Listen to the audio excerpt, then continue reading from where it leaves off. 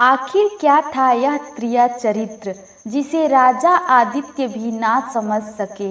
बहुत समय पहले विजयनगर नाम एक राज्य था जो अपनी सुंदरता और अनुशासन के लिए दूर दूर तक जाना जाता था।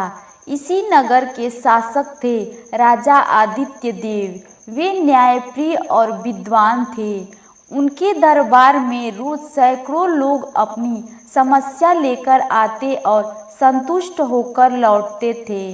एक सुबह दरबार में राजा आदित्य देव गंभीर होकर बैठे थे। तभी एक व्यापारी दरबार में पहुंचा। उसकी आंखों में चिंता थी। उसने दोनों हाथ जोड़कर कहा, महाराज, मैं नगर का व्यापारी हरिदत्त हूँ। राजा आदित्य देव बोले, बताओ क्या समस्या है तुम्हारी। व्यापारी बोला, मेरी पत्नी रूपवती बहुत ही सुंदर है, परंतु उसके व्यवहार में ऐसी बातें हैं जो मुझे बेचैन कर देती हैं। राजा आदित्य देव गंभीर स्वर में बोले, आखिर तुम्हें किस बात का संकेत है। व्यापारी बोला, महाराज, कभी तो वह मुझ पर प्राण न्यौछावर करती है, तो कभी ऐसा लगता है कि उसके हृदय में मेरे लिए कोई स्थान ही नहीं है। मैं समझ नहीं पा रहा कि उसके मन की सच्चाई क्या है। राजा आदित्य देव बोले, अगर ऐसी बात है तो मैं स्वयं इस रहस्य का जांच करूंगा। उस रात राजा अपने गुप्तचरों के साथ व्यापारी के घर की ओर चल पड़े। राजा ने व्यापारी के आंगन में झांका। भीतर रूपवती गहनों से सजी बैठी थी। उसकी आंखों में चमक और होठों पर मुस्कान थी। कुछ ही देर में एक अजनबी साधु पीछे के दरवाजे से भीतर आया। रूपवती उठकर बोली, आइए स्वामी, आप जैसे ज्ञानी को पाकर मैं धन्य हो गई। राजा की आंखें फैल गईं, क्योंकि व्यापारी का संदेह सही साबित हो रहा था। लेकिन अगले ही दिन रूपवती साधारण वस्त्रों में बिना श्रृंगार के अपने पति के पैरों में बैठकर रो रही थी। रूपवती ने कहा, स्वामी, आपसे बढ़कर मेरे लिए कोई नहीं है। यदि मैंने कभी आपको दुखी किया हो तो मुझे क्षमा करें। राजा आदित्य देव को रात और दिन दोनों के दृश्य ने उलझन में डाल दिए थे। राजा सोचने लगे, क्या यह स्त्री छल कर रही है या यह उसका स्वभाव है। उनके मन में पहली बार यह शब्द गूंजा, त्रिया चरित्र, जिसे समझ पाना असंभव था। कुछ ही दिनों बाद नगर में एक साधु आए। उनका चेहरा तेजस्वी और आंखों में रहस्यमय चमक थी। नगरवासियों ने उन्हें प्रणाम किया। साधु सीधे महल की ओर गए। राजा दरबार में बैठे थे। साधु ने महल में प्रवेश किया और कहा, महाराज, आप न्यायप्रिय कहलाते हैं, परंतु यदि आपके नगर में कोई स्त्री छल करे और आप मौन रहे तो यह अन्याय होगा। राजा आदित्य देव आश्चर्य से बोले, महात्मा, आप किस स्त्री की बात कर रहे हैं। साधु बोले, मैं उस रूपवती की बात कर रहा हूँ जो अपने पति के साथ भी है और दूसरे पुरुष के साथ भी। आपने स्वयं देखा है कि वह मुझे रात को बुलाती है और दिन में अपने पति के चरणों में आंसू बहाती है। साधु की बात सुनकर व्यापारी सन्न रह गया।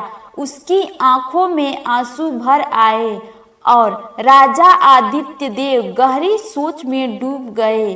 क्या सचमुच स्त्री का चरित्र इतना बदलता है। राजा ने आदेश दिया, रूपवती को दरबार में लाया जाए। रूपवती दरबार में पहुंची। उसके चेहरे पर भय नहीं बल्कि आत्मविश्वास झलक रहा था। उसने राजा को प्रणाम किया और बोली, महाराज, मैंने सुना है कि मुझे दोषी ठहराया जा रहा है, परंतु दोष केवल मेरा नहीं, इस साधु का भी है जिसने मेरे जीवन में प्रवेश किया। साधु ने कहा, स्त्री, तू अपने छल को छुपाने के लिए अब मुझे ही दोषी देगी। रूपवती मुस्कुराते हुए बोली, आप जानते हैं कि स्त्री का हृदय परिस्थितियों के अनुसार बदलता है। कभी वह जल की तरह निर्मल होती है तो कभी अग्नि की तरह प्रचंड।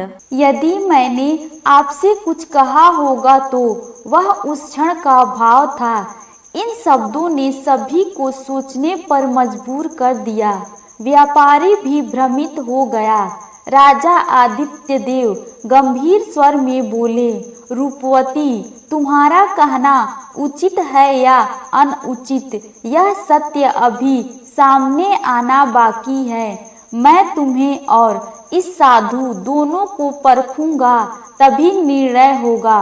राजा ने अगले दिन घोषणा करवाया कि कल रात को राजमहल के बाग में एक परीक्षा होगी। वहां रूपवती और साधु दोनों अपनी अपनी बात रखेंगे और मैं तय करूंगा कि सच्चाई किस ओर है।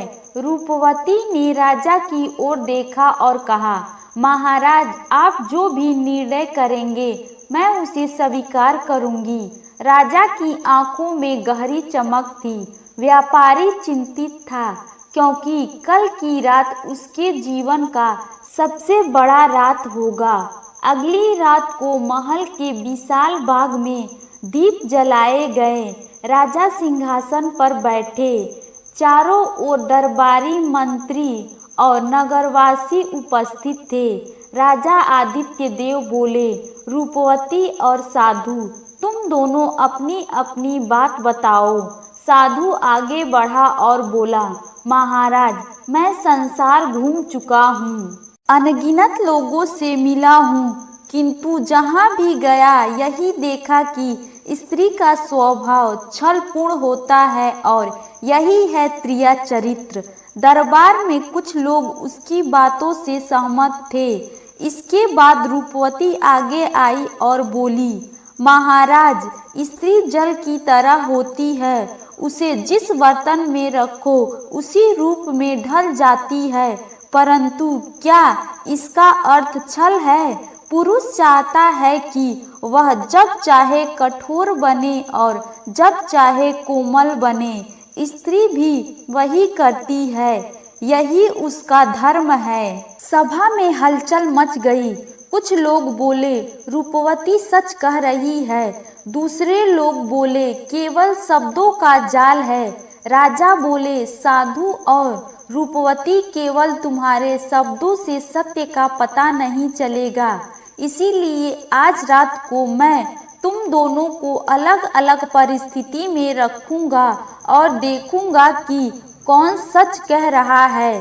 राजा ने आदेश दिया कि साधु को राजमहल के कैद में रखा जाए, जहां अंधकार और एकांत हो, और रूपवती को दक्षिण बाग में बैठाया जाए, जहां चांदनी चारों ओर फैली हुई हो। राजा ने गुप्तचरों से कहकर उन पर पूरी रात नजर रखवाई।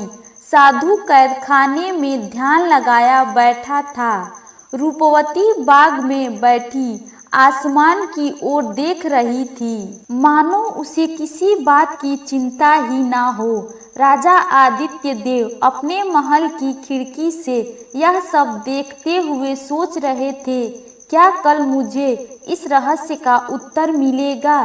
क्या मैं सचमुच स्त्री त्रिया चरित्र को समझ पाऊंगा? अगले दिन सब दरबार में उपस्थित हुए।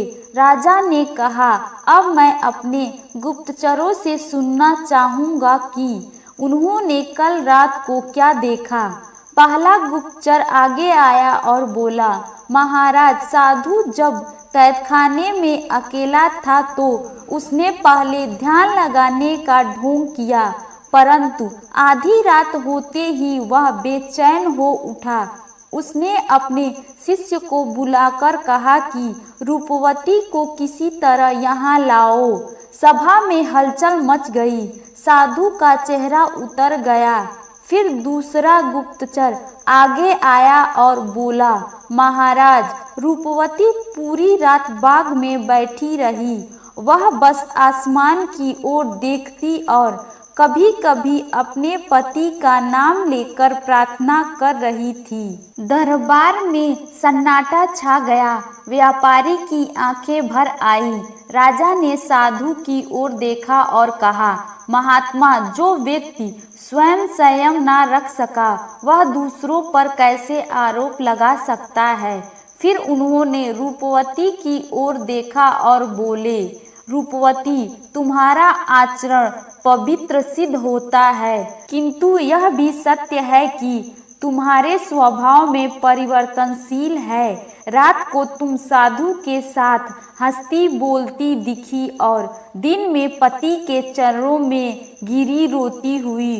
रूपवती ने शांत स्वर में कहा, महाराज, स्त्री का मन सागर के समान है, लहरें ऊपर नीचे होती रहती हैं, क्योंकि यही मेरी प्रकृति है। राजा ने अपनी सभा से कहा, आज मैंने समझा कि स्त्रीय चरित्र को कोई नहीं समझ सकता है। यह ना तो केवल छल है और ना केवल प्रेम, यह तो रहस्य है जो समय और परिस्थिति के साथ बदलता रहता है। सभा में तालियां गूंज उठी। सबने राजा के निर्णय की प्रशंसा की। व्यापारी अपनी पत्नी की ओर बढ़ा और कहा, रूपवती, मुझे क्षमा करो, मैंने तुम पर संदेह किया और आज समझ गया कि तुम्हारे मन की गहराई को नापना असंभव है। रूपवती की आंखों में आंसू भर आए और कहा, कोई बात नहीं स्वामी। इतना कहकर रूपवती अपने साथ व्यापारी को लेकर अपने घर को चली गई। यह कहानी आपको कैसी लगी कमेंट में ज़रूर लिखिएगा। ऐसे कहानियों के लिए मेरे चैनल को सब्सक्राइब कीजिएगा। धन्यवाद।